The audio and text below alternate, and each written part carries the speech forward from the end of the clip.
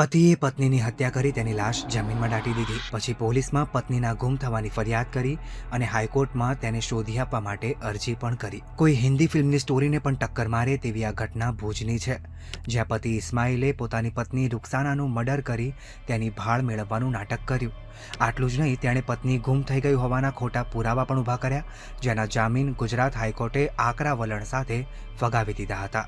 આરોપી પતિ ઇસ્માઇલ માંજોઠી અને તેની પહેલી પત્ની રૂકસાના વચ્ચે અવારનવાર ઝઘડા થતા. રૂકસાનાએ આ અંગે એક પોલીસ ફરિયાદ પણ નોંધાવી હતી.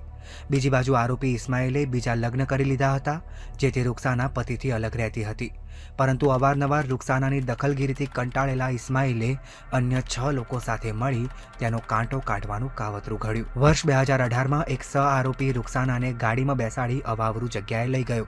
ત્યાં છરીના ઘા મારી તેની હત્યા કરી નાખી. બાદમાં આરોપીઓએ લાશને જમીનમાં દાટી દીધી.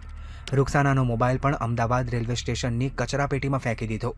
રૂકસાનાના સંતાનોને તેમણે કહ્યું કે તેમની માતા કોઈકની સાથે ભાગી ગઈ છે. મૃતક રૂકસાનાના ખોટા આઈડી પર તે અજમેર રોકાઈ હોવાના ખોટા પુરાવા પણ ઊભા કર્યા. આટલું ઓછું હતું તો આરોપી પતિ ઇસ્માઇલે રૂકસાના ગુમ થઈ હોવાની પોલીસમાં ખોટી ફરિયાદ પણ નોંધાવી. ઇસ્માઇલે ગુજરાત હાઈકોર્ટમાં હેબિયસ કોર્પસ અરજી પણ કરી. આ કેસની તપાસ જ્યારે ક્રાઇમ બ્રાન્ચના હાથમાં આવી ત્યારે દ્રશ્યમ ફિલ્મ જેવો ઘાટ સામે આવતા પોલીસ પણ ચોંકી ઉઠી. પોલીસને મૃતક રૂકસાનાનો મોબાઈલ અમદાવાદથી મળ્યો. ઉપરાંત તપાસમાં ધ્યાને આવ્યું કે રૂકસાનાએ અગાઉ પણ પતિ અને સહ આરોપી સામે ફરિયાદ નોંધાવી હતી. પોલીસે કોલ ડિટેલનો રેકોર્ડ પણ મેળવ્યો, જ્યાં આરોપીઓની કડક પૂછપરછ કરતા મામલો ઉઘાડો પડી ગયો. આરોપીઓએ સિમંદર સિટીમાં બની રહેલા એક ઘરના ફ્લોરિંગ નીચે લાશ દાટી હતી, જ્યાંથી પોલીસને રૂકસાનાના હાડકાં મળ્યા. રૂકસાનાની માતાના ડીએનએ સાથે રૂકસાનાના અવશેષ મેચ થતાં સમગ્ર ઘટનાનો ભાંડાફોડ થયો.